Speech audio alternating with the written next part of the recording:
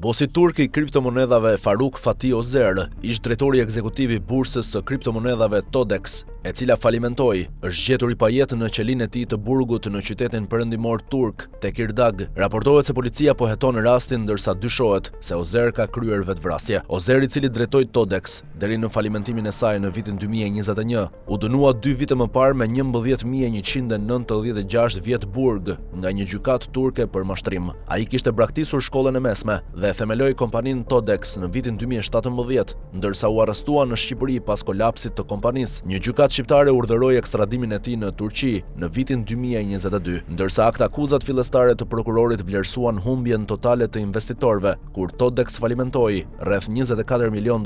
Mediat turke raportuan se ai përfitoi deri në $2 miliard përmes mashtrimit. Kompania e të dhënave dhe analizës së blockchainit, Chainalysis, vlerësoi humbjet në $2.6 miliard.